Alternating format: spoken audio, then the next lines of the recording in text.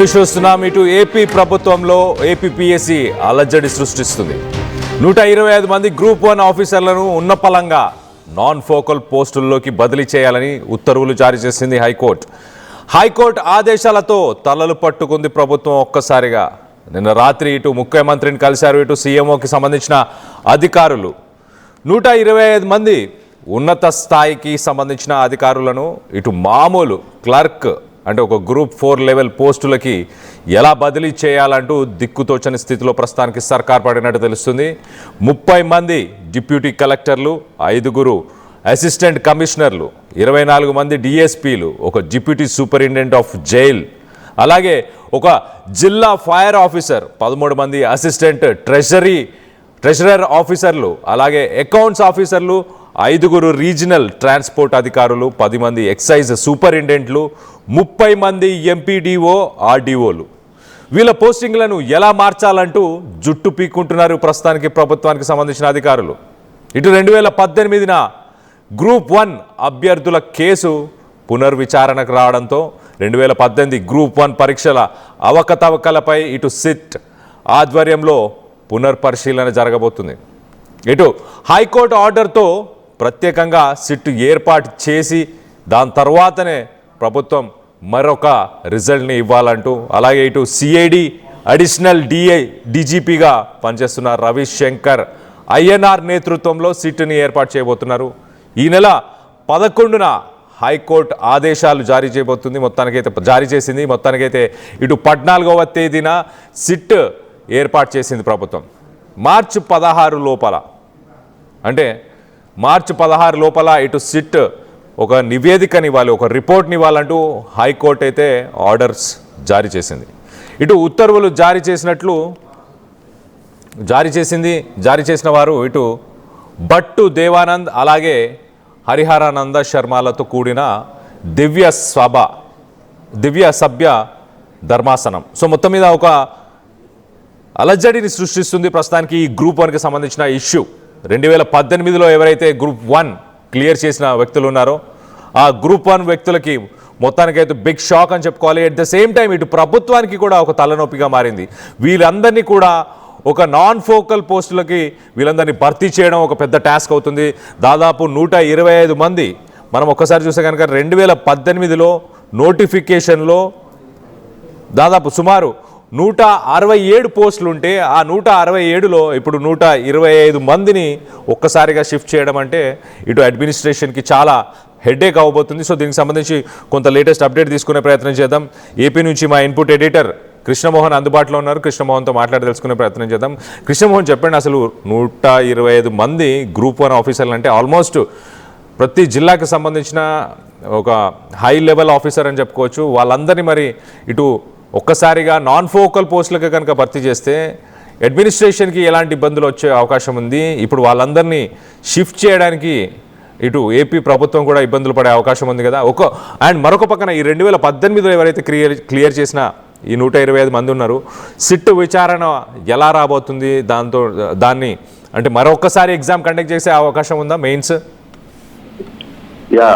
Definite గా కొంత ఇబ్బందికరమైన అంశంగానే మారిందనేది చెప్పాలి. 2018లో నోటిఫికేషన్ వచ్చింది. 2022లో ఎగ్జామ్స్ రాసిన తర్వాత జరిగిన గందరగోళాలు తెలిసిందే. అప్పుడు దాని మీద విచారణ వేశారు. తర్వాత కూటమి ప్రభుత్వం వచ్చిన తర్వాత కూటమి ప్రభుత్వం కూడా వీళ్ళందరికీ దాదాపుగా 125 మంది అధికారులకి పోస్టింగ్ ఇచ్చింది. ఈ పోస్టింగ్ ఇచ్చిన దాంట్లో దాదాపుగా చాలా మంది అంటే deputy collector AP civil service లో 30 మంది ఉన్నారు. Assistant commissioner of state tax and Andhra Pradesh state tax లో 5 మంది సర్వీసులు ఉన్నారు. డిప్యూటీ సూపరింటెండెంట్ ఆఫ్ పోలీస్ గా 24 మందికి ఇచ్చారు. డిప్యూటీ సూపరింటెండెంట్ ఆఫ్ జైల్స్ గా ఒకరు, తర్వాత డిస్ట్రిక్ట్ ఫైర్ ఆఫీసర్స్ గా ఒకరిని, ట్రెజరీ డిపార్ట్మెంట్ లో 13 మందిని, రీజనల్ ట్రాన్స్పోర్ట్ ఆఫీసర్ గా 5 మందిని, అసిస్టెంట్ ప్రొవిజన్ ఎక్సైజ్ సూపరింటెండెంట్ శాఖలో 10 మందిని,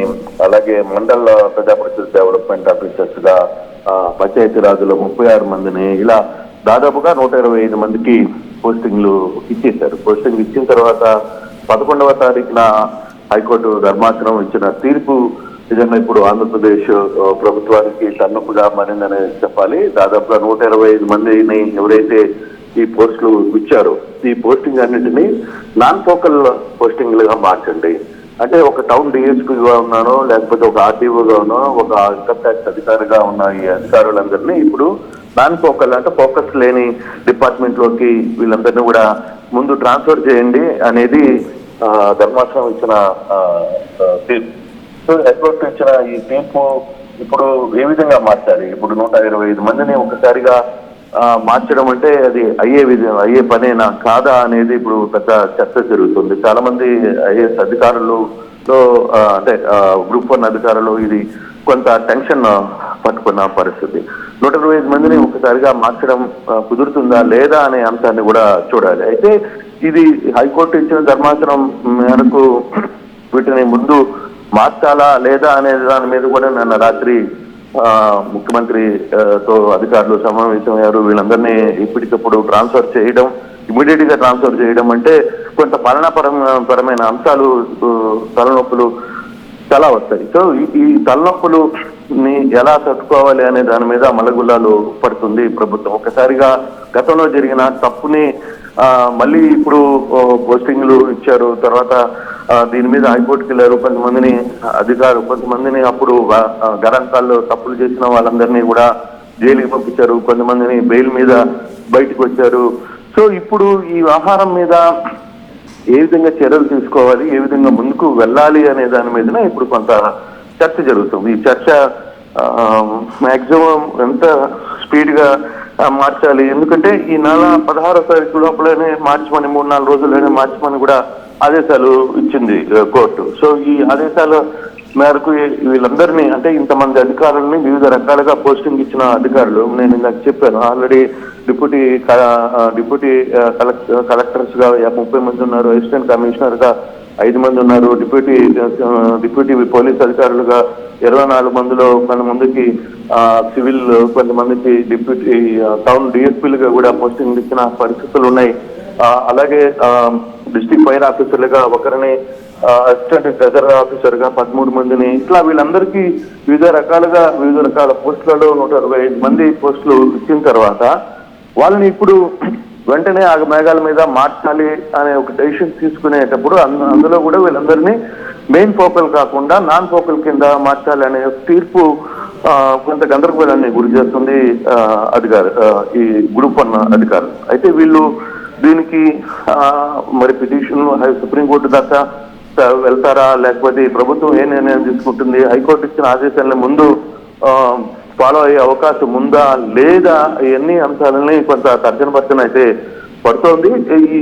ఈ రోజు సాయంత్రం లోపల కొంత డెసిషన్స్ తీసుకునే అవకాశాలు కూడా ఉన్నాయనేది అధికారులు చెప్తున్నారు. ఏ విధంగా దీనికి ముందుకు వెళ్తారు, ఇంతమందిని ఒక్కసారిగా మార్చడం పోస్టింగ్స్ అన్నప్పుడు అంటే ఒకవేళ గవర్నమెంట్ మార్చాలి అని అనుకున్నప్పుడు మార్చచ్చు. బట్ కొన్ని శాఖల్లో వీళ్ళని ఇప్పటికిప్పుడు మార్చడం వల్ల కొంత ఇబ్బందులు జరుగుతాయి అనేది ప్రభుత్వం భావిస్తుంది. అయితే ప్రభుత్వం కూడా ఇప్పుడు పోస్టింగ్ ఇచ్చిన అధికారులలో కొంతమంది సుప్రీంకోర్టుని ఆశ్రయించే అవకాశం ఉందా, లేదు హైకోర్టులోనే పిల్లి వేసుకుంటారా, దీన్ని ఏ విధంగా ముందుకు వెళ్తారని చూడాలి. ప్రభుత్వం తీసుకునే నిర్ణయం కొంత ఈ వ్యవహారం మీద కొంత చర్చ జరిగే పరిస్థితి అయితే కనబడుతోంది. ఏ విధంగా ముందుకు వెళ్తుంది అనేది చూడాలి. కానీ ఇప్పుడు నిన్న ఇచ్చిన తీర్పు మాత్రం గత పాలకులు చేసిన పాపం వల్ల ఈ ఇబ్బందులు వీళ్ళకి జరుగుతున్నాయి. వీళ్ళు పోస్టింగ్ లో ఉండి కూడా ఇప్పుడు మళ్ళీ తిరిగి నాన్ ఫోకల్ పోస్టింగ్ కింద వెళ్లాల్సిన పరిస్థితి రావడం కొంత గందరగోళానికి గురి చేస్తున్న పరిస్థితిగా కనబడుతుంది. కళ్యాణ్, అయితే కృష్ణమోహన్, ఇప్పుడు 2018లో వచ్చిన నోటిఫికేషన్కి సంబంధించి అసలు ప్రధానంగా హైకోర్టులో ఉన్న ఆరోపణలు ఏంటి? హైకోర్టులో కేసు ఫైల్ చేసినప్పుడు కరెక్షన్కి సంబంధించి ఇటు హైలాండ్ రిసార్ట్స్లో ఒక ప్రైవేట్ సంస్థ ద్వారా కరెక్షన్స్ చేశారని చెప్పేసి మొత్తానికైతే ఆరోపణలు ఉన్నాయి కదా, దాని మీద ఏమైనా అప్డేట్ ఉందా? అంటే మరి ఇప్పుడు ఈ ఎగ్జామ్ అటెండ్ అయిన వాళ్ళు మళ్ళీ ఒక్కసారి మెయిన్స్ ఎగ్జామ్ రాసే అవకాశం ఏమైనా ఉందా సిట్ విచారణ తర్వాత? కానీ అంటే తీర్పులో హైలాండ్ లో ఇచ్చిన కేసు తర్వాత హైలాండ్ లో ఇక్కడ విజయవాడకి పిలిపించి అప్పుడు ఉన్న కొంతమంది సీనియర్ అధికారులు వీళ్ళందరినీ పిలిపించడం, తర్వాత అక్కడ వీటన్నిటిని కరెక్షన్ చేయించడం, తర్వాత వాళ్ళకి మార్కులు వేయడం, ఇవన్నీ కూడా ఒక ప్లేస్ లో జరిగాయి అనేది ఆరోపణ నిర్ధారించుకునే కొంతమందిని అరెస్ట్ చేయడం, తర్వాత వాళ్ళని జైలుకి పంపించడం, తర్వాత వాళ్ళు బెయిల్ మీద వచ్చేసిన పరిస్థితులు కూడా ఉన్నాయి. అయితే ఇప్పుడు తిరిగి ఈ ఎగ్జామ్స్ పెట్టాలా లేదా అనే అంశం మీద కొంత తీర్పు ఆ విధంగా రాలేదు. కాకపోతే ఇక్కడ జరిగింది ముందు వీళ్ళని పోస్టింగ్ లో నుంచి తీసేయండి, ఇచ్చిన పోస్టింగ్ లో నుంచి వేరే నాన్ ఫోకల్ పోస్టుల కింద వేయండి అని ఇవ్వడం. తర్వాత రెండవది ఇప్పటికిప్పుడు పోస్టింగ్లు వెంటనే మార్చాలి, లేకపోతే కొంతమంది అధికారులని ట్రాన్స్ఫర్ చేయాలి, ఉన్న వాటిని ప్రభుత్వం ముందుగా వెళ్తుందా అనేది. మూడవది అంటే ఏదైతే ఈ బార్ కోడ్ సిస్టమ్ లో కూడా మీరు వెళ్ళి తనిఖీలు చేయండి, ఆ బార్ కోడ్ సిస్టమ్ ఎవరు బార్ కోడ్ కి ఎన్ని వచ్చినాయి అనేది కూడా మెన్షన్ చేయడం. దీంతో సిట్ని ఏర్పాటు చేశారు. సిట్ 2-3 రోజుల్లోని ఆహారాన్ని అంతా కూడా క్లియర్ చేయాలని, 3 రోజుల లోపల దీన్ని క్లియర్ చేయాలని కూడా చెప్పిన పరిస్థితి. సో ఇటువంటి పరిస్థితుల్లో ప్రభుత్వం ఇప్పుడు ఏం చేయబోతుంది, ఏ విధంగా ముందుకు వెళ్ళబోతుంది అని చూడాలి. దీని మీద నిన్న రాత్రి కూడా ముఖ్యమంత్రితో సమీక్ష అయితే నిర్వహించారు. ఈ సమీక్షలో ప్రభుత్వం ఎటువంటి నిర్ణయం తీసుకోబోతుంది, ముఖ్యమంత్రి ఎటువంటి ఆదేశాలు ఇవ్వబోతున్నారు అనేది చూడాల్సిన పరిస్థితి అయితే కనబడుతుంది. Kalyan. Right Krishnamohan, thanks for the latest update. మొత్తం మీద ఇటు ఏపీలో మొత్తానికి 125 మంది గ్రూప్ 1 ఆఫీసర్స్ని నాన్ ఫోకల్ పోస్టులకి అంటే డెస్క్ జాబ్లకి పంపించాలంటూ ఇటు ఉత్తర్వులు అయితే జారీ చేసింది. ఇమీడియట్గా ఫస్ట్ వాళ్ళని డెస్క్ జాబ్లో పంపించండి. అలాగే 2018 మెయిన్స్ ఎగ్జామ్కి సంబంధించి ఏదైతే ఇష్యూ ఉందో ఆ ఇష్యూ పైన కొత్త సిట్ను ఏర్పాటు చేసి నెల రోజుల్లో కూడా నివేదికని ఇవ్వాలంటూ హైకోర్టు అయితే ఉత్తర్వులు జారీ చేసింది. ఒకసారి సిరీస్ ఆఫ్ ఈవెంట్స్ ఒకసారి చెప్పే ప్రయత్నం చేస్తా. 2018లో ఇటు నోటిఫికేషన్ గ్రూప్ 1 పోస్టులకు సంబంధించి నోటిఫికేషన్ వచ్చింది. 2019లో ప్రిలిమ్స్ ఎగ్జామ్ని కండక్ట్ చేశారు. ఆ ప్రిలిమ్స్ ఎగ్జామ్లో కూడా ట్రాన్స్లేషన్స్కి సంబంధించి అప్పుడు దానికి సంబంధించి ఒక కేసుని వేయడం జరిగింది 2019 ప్రిలిమ్స్కి సంబంధించి. దాని తర్వాత 2020లో మెయిన్స్ ఎగ్జామ్ని కండక్ట్ చేశారు. దాని తర్వాత 2021లో రిజల్ట్స్ని డిక్లేర్ చేశారు. సో మొత్తం మీద 2018కి సంబంధించిన నోటిఫికేషన్లో ఎక్కడ నోటిఫికేషన్లో డిజిటల్గా మేము కరెక్షన్స్ చేస్తామంటూ నోటిఫికేషన్లో మెన్షన్ చేయలేదు, డిజిటల్ కరెక్షన్స్ చేశారు, ఇది సరైనది కాదు అంటూ కొంతమంది హైకోర్టుని ఆశ్రయించిన తర్వాత మాన్యువల్ రీవాల్యుయేషన్ చేయాలంటూ చెప్పుకొచ్చే ప్రయత్నం చేస్తారు. సో మాన్యువల్ రీవాల్యుయేషన్ చేసినప్పుడు ఈ 2018లో ఎవరైతే ఆస్పిరెంట్స్ ఈ ఎగ్జామ్లో క్వాలిఫై అయ్యారో, డిజిటల్ కరెక్షన్లో క్వాలిఫై అయిన వాళ్ళు మాన్యువల్గా కరెక్షన్స్ చేసినప్పుడు 62% మంది డిస్క్వాలిఫై అయ్యారు. అంటే డిజిటల్ కరెక్షన్స్ సరిగ్గా చేయలేదు అనే అంశం. సో మొత్తం మీద ఈ మాన్యువల్ కరెక్షన్స్ 62% ఎవరైతే డిస్క్వాలిఫై అయ్యారో వాళ్ళు మళ్ళీ హైకోర్టుని ఆశ్రయించారు.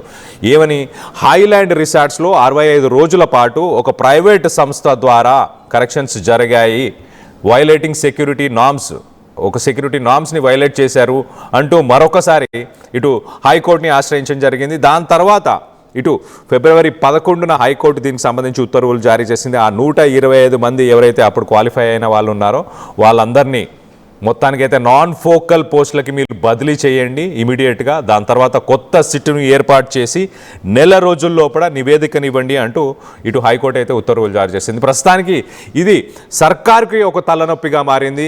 అడ్మినిస్ట్రేషన్లో ఆల్మోస్ట్ ఒక 4-5 సంవత్సరాలు సీనియారిటీ, అందులో గ్రూప్ 1 ఆఫీసర్స్ కాబట్టి వీళ్ళందరినీ ఒక్కసారిగా ఇటు నాన్ ఫోకల్కి షిఫ్ట్ చేస్తే అడ్మినిస్ట్రేషన్కి ఇబ్బంది కలిగే అవకాశాలు ఉంటున్నాయి. సో మొత్తానికి ఇది ఇష్యూ అయితే ఇటు ఒక తలనొప్పిగా ప్రభుత్వానికి మారింది. అలాగే ఇటు 125 మంది గ్రూప్ 1 ఆఫీసర్లు ఎవరైతే ఉన్నారో వాళ్ళందరూ మరి ఇటు హైకోర్టుని ఆశ్రయించబోతున్నారా, సుప్రీంకోర్టుని ఆశ్రయించబోతున్నారా అన్న దానిపై క్లారిటీ లేకుండా పోయింది. ఎట్ ద సేమ్ టైం 2018లో ఎవరైతే 62% ఎవరైతే డిస్క్వాలిఫై మాన్యువల్గా కరెక్షన్ చేసినప్పుడు డిస్క్వాలిఫై అయ్యారో, మాన్యువల్గా అంటే హైలాండ్ రిసార్ట్లలో ప్రైవేట్ సంస్థతో కరెక్షన్స్ ఎప్పుడైతే జరిగినాయో దాంట్లో కొంతమంది డిస్క్వాలిఫై అయ్యారు. అంటే డిజిటల్ కరెక్షన్స్లో అయితే క్వాలిఫై అయిన వాళ్ళు తర్వాత మాన్యువల్గా హైలాండ్ రిసార్ట్స్లో ఒక ప్రైవేట్ సంస్థ ద్వారా 65 రోజులు ఏదైతే కరెక్షన్ చేశారో అప్పుడు డిస్క్వాలిఫై అయ్యారు.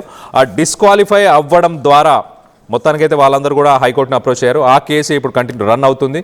సో 2024 మార్చిలో దీనికి సంబంధించి సింగిల్ జడ్జ్ ఒక హీరింగ్ని కూడా ఇచ్చారు. దీని అంతా డిస్క్వాలిఫై చేయండి, మళ్ళీ మెయిన్స్ని రీకండక్ట్ చేయండి అంటూ ఒక సింగిల్ జడ్జ్ అప్పుడైతే మొత్తానికైతే ఒక ఆర్డర్ని అయితే ఇవ్వడం జరిగింది. సో మొత్తానికి ఆ సింగిల్ జడ్జ్ ఇచ్చిన ఆర్డర్ని మళ్ళీ ఇంప్లిమెంట్ చేసే అవకాశం ఉందా? లేదా అన్న దానిపై క్లారిటీ లేదు. మొత్తానికి ఇటు ప్రస్తుతానికి ఈ 125 మందిని మాత్రం నాన్ ఫోకల్ పోస్టులకు అయితే షిఫ్ట్ చేయాలని చెప్పుకొచ్చారు. సో మొత్తానికి ఇటు గవర్నమెంట్కి సంబంధించిన ఆర్డర్ని కూడా ఒకసారి మీకు చదివి వినిపించే ప్రయత్నం చేస్తా. The writ appeal number 274 of 2024 along with the batch relating to group 1 notification. So group 1 2018లో రిలీజ్ అయిన నోటిఫికేషన్కి సంబంధించి ఎవరైతే రిట్ పిటిషన్ వేశారో దానికి సంబంధించి హీరింగ్ గురించి డీటెయిల్స్ ఇవ్వడం జరిగింది. The state government is directed to constitute a special investigation team to conduct investigation or reconstitute the present SIT. So మొత్తానికైతే ప్రస్తుతానికి ఉన్న సిట్ని మళ్ళీ రీకాన్స్టిట్యూట్ చేయండి, మరొకసారి రీఆర్గనైజ్ చేయండి, లేకపోతే ఒక కొత్త సిట్, ఒక స్పెషల్ ఇన్వెస్టిగేషన్ టీమ్ని ఏర్పాటు చేయండి అంటూ చెప్పుకొచ్చింది ఫస్ట్ పాయింట్. సెకండ్ పాయింట్ ఒకసారి మనం చూస్తే the special investigation team should be headed by an officer not below the rank of additional director general of police. So మొత్తానికైతే ఒక ఏడీజీపీ లెవెల్ స్థాయి కంటే కింద స్థాయి అధికారులు ఎవరు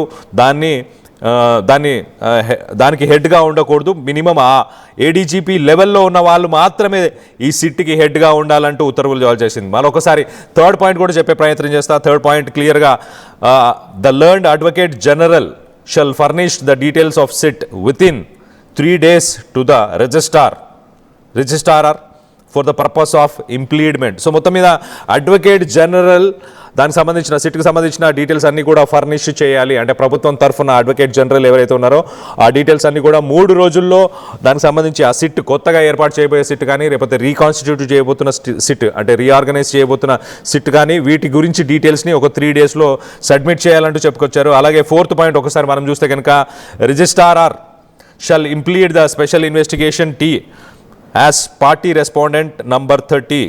సో మొత్తానికైతే ఆ సిట్ని కూడా ఇంక్లూడ్ చేయండి ఈ కేసులో అంటూ చెప్పుకొచ్చే ప్రయత్నం చేశారు. సో మొత్తానికైతే ఇటు ఏపీ సర్కార్కి తలనొప్పిగా మారింది ఇప్పుడు ఈ 2018 గ్రూప్ 1 నోటిఫికేషన్కి సంబంధించి.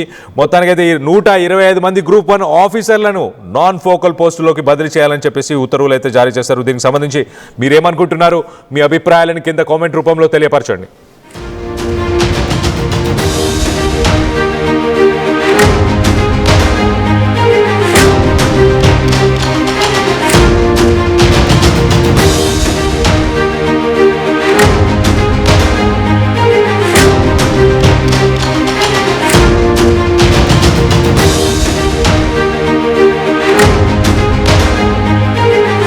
చరిత్ర సృష్టించినోడు ఇప్పుడు ఆ చరిత్రని తిరగరాయబోతున్నాడు. అబద్ధాల గోడల్ని బద్దలు కొట్టి నిజాలను రాగా మీ ముందుంచబోతున్నాడు. నిజమైన వార్తల కోసం వెంటనే డౌన్లోడ్ చేసుకోండి రా యాప్ని.